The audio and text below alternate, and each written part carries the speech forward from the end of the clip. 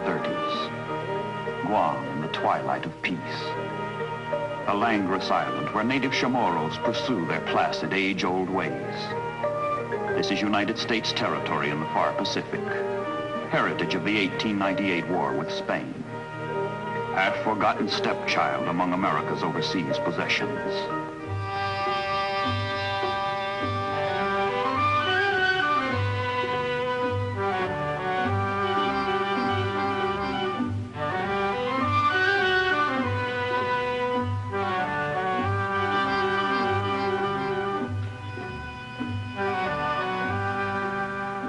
Under the guardianship of the United States Navy, life has remained serene, unruffled. But the pattern of history is changing, and naval authorities on Guam plead in vain with Congress to fortify the strategic island while time remains. Peace is but a mask behind which lurks the ugly face of war. Already Japanese bayonets cast lengthening shadows on Guam and on its people.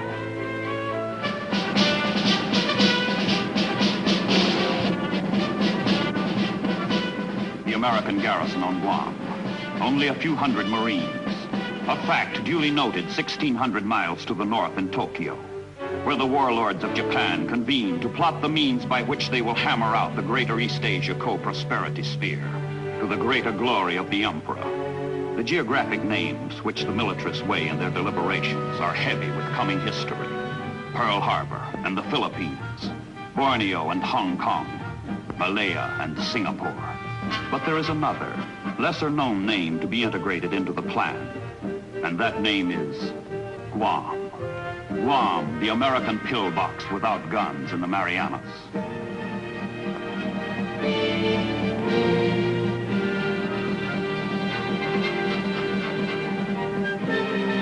Saipan, Tinian, Rota are Japanese. Southernmost is Guam, and Guam is doomed.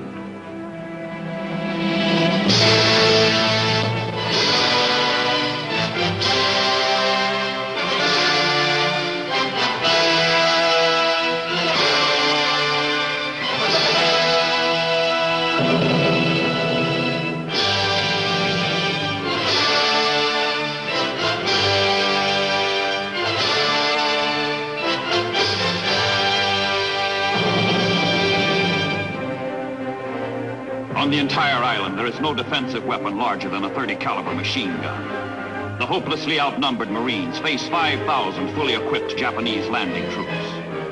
December 10th, 1941. Guam is overwhelmed.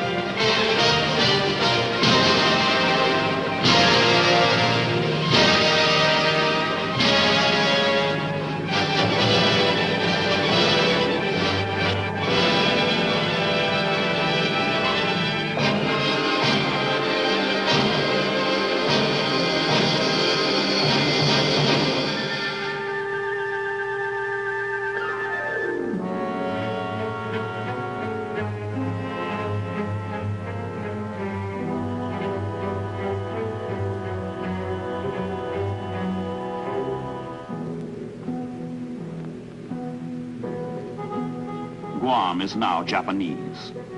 But the sun has set for the Chamorros, and during the long night ahead, Guam is forced to muster with Saipan and Tinian, and the three islands form a cluster of death traps across the path leading north to Japan, west to the Philippines.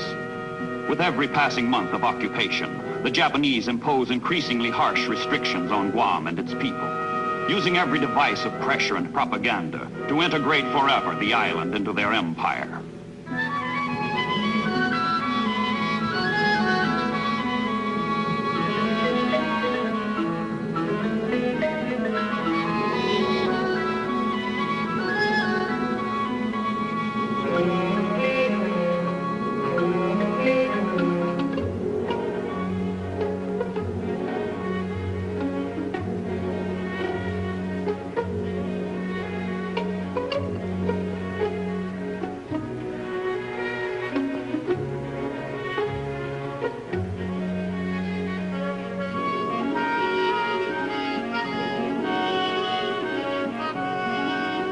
For 2.5 years, Guam waits, secured and beyond reach within the Japanese wall of water and steel. But in June 1944, incredibly, miraculously, powerful United States naval forces appear off the Marianas as the Allies, on the other side of the world, storm ashore at Normandy. The ebb tide has given way to the flow. Now it is the Americans who bear down on Guam in overwhelming strength. Now it is the Japanese who are doomed.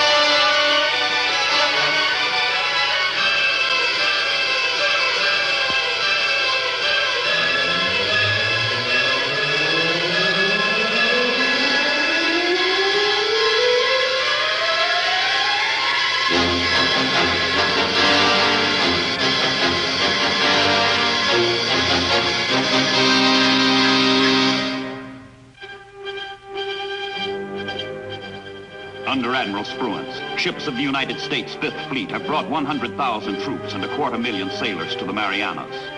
Saipan is the first target. Saipan, headquarters of Japan's Central Pacific Fleet, commanded by Admiral Nagumo, the same Nagumo who smashed Pearl Harbor. Saipan, whose loss rings from the Emperor's supreme naval advisor the anguished cry, "Hell is upon us."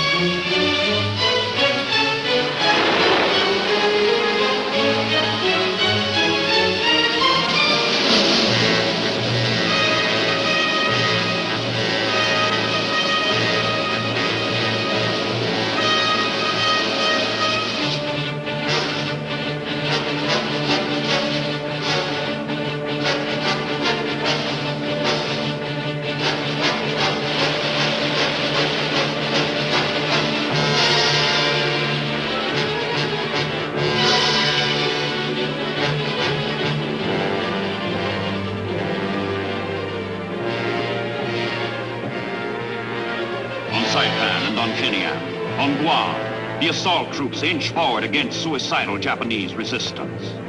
And while soldiers and Marines struggle for each yard of earth, far to the west, many leagues seaward, another battle is shaping. A Japanese carrier force force from bases in the Philippines sets out to crush the American landings. But the approach of the Japanese fleet has been spotted by American submarines, its position betrayed, its course plotted. The Japanese pilots, most of them young and inexperienced, are marked for death before they start. The Americans are waiting. The Americans are armed. The Americans are prepared.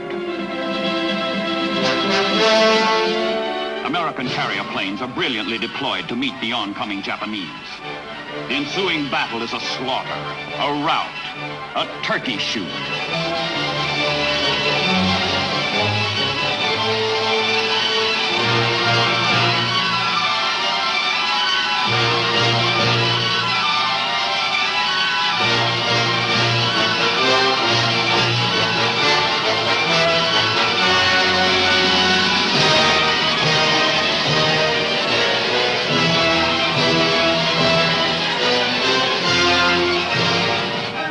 Single day's bag of the air war anywhere, on any front.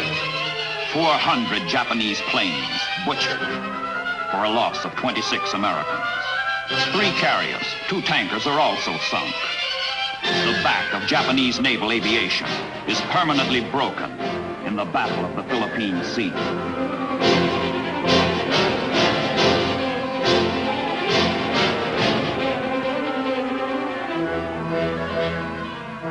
With the Imperial Japanese Navy beaten off, the troops, under Marine General Holland Smith, commander of the 5th Amphibious Force, set their sights for the grueling conquest of the Marianas. Against the Americans, the Japanese have pitted units of their crack Manchurian army. The Japanese resist. The Japanese die. The Japanese do not surrender.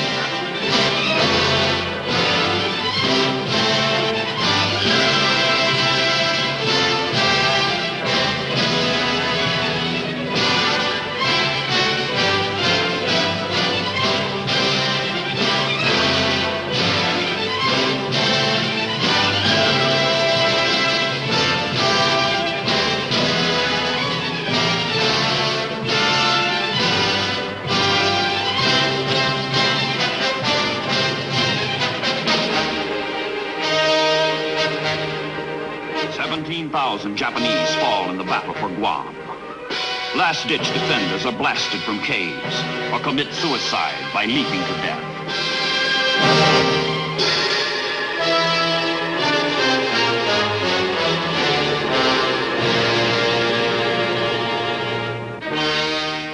Agana, Guam's battered capital, liberated by the blood and sacrifice of young Americans. The battle is over. The mopping up goes on for months before the last Japanese soldier is ferreted from his hiding place.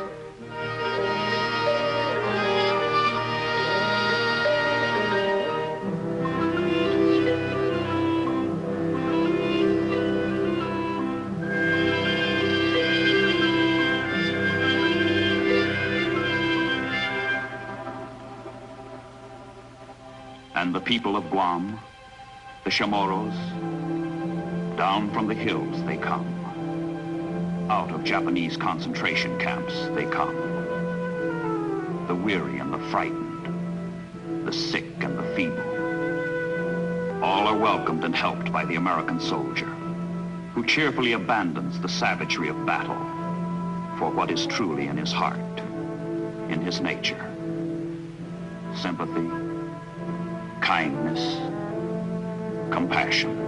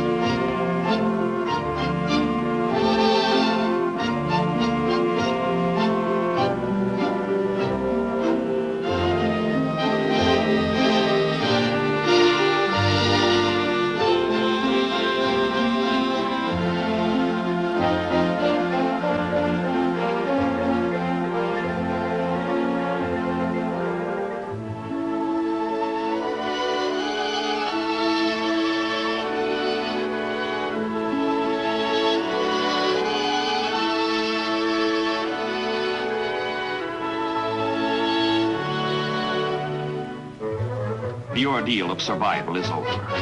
The shadow of perpetual fear is gone. The nightmare of battle has ended.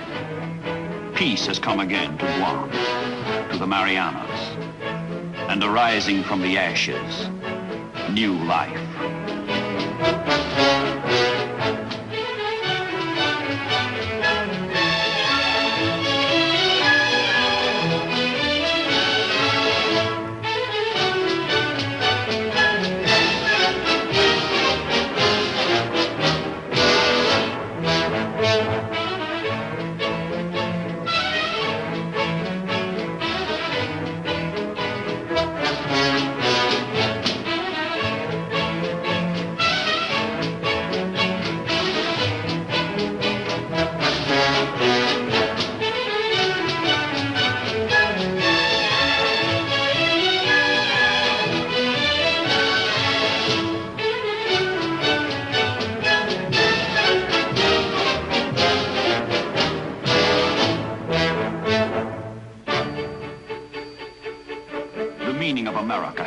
Deep into the life of Guam, deep into the hearts of the Chamorros. All through the Japanese occupation, their loyalty never wavered. They knew the Americans would come back one day. The Americans have come. The day has come.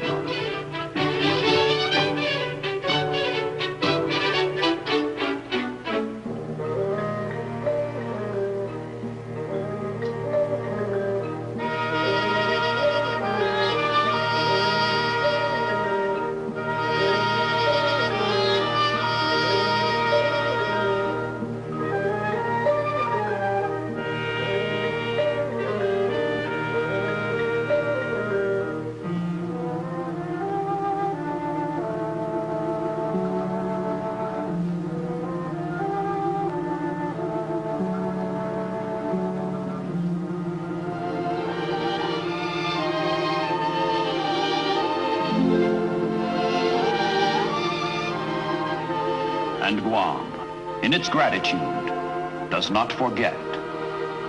Liberty has its price, freedom its cost.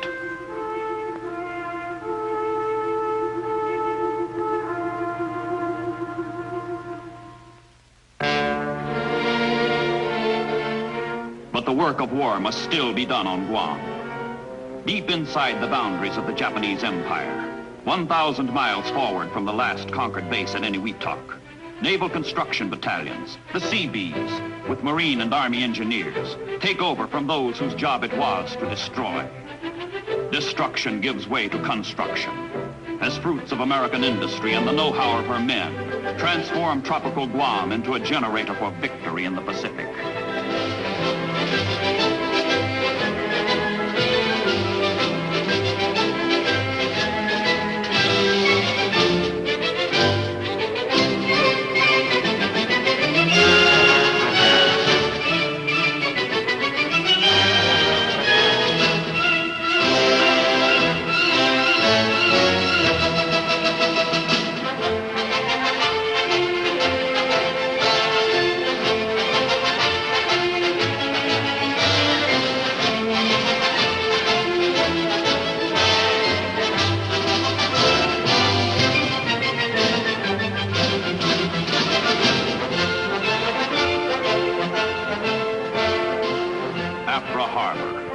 Once $5 million was too much to spend improving it. Now, 280 millions are dumped without question to fit it for the staggering traffic of cargo and equipment that comes surging in, transforming the island into the most potent advanced base anywhere in the world. Guam becomes the Pacific supermarket, where the tools of war are stocked.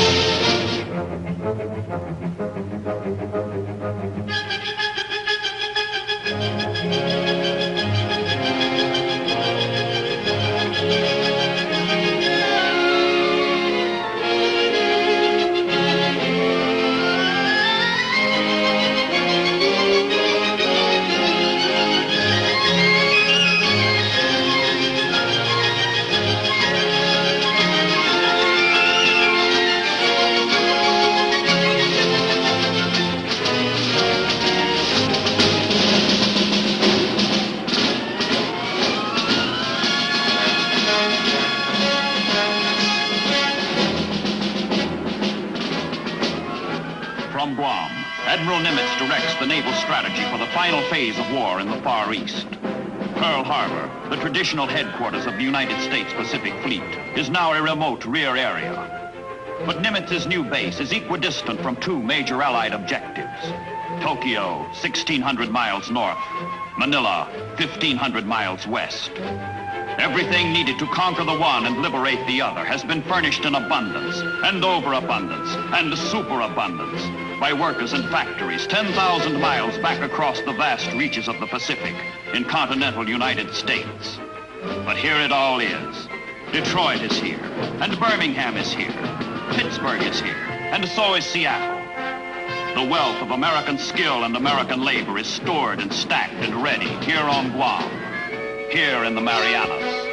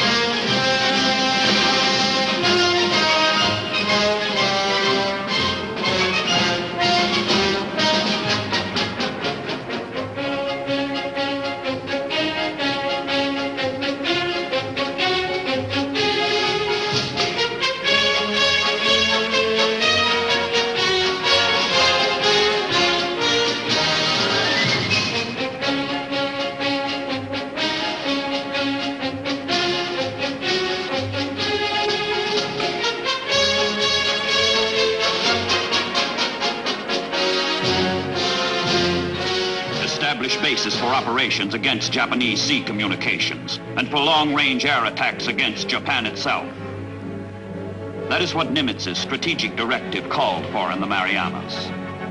On Guam, on Saipan, on Tinian, the bases have been established. The mission has been accomplished. Now the B-29s take off. Take off for Tokyo. Take off for victory.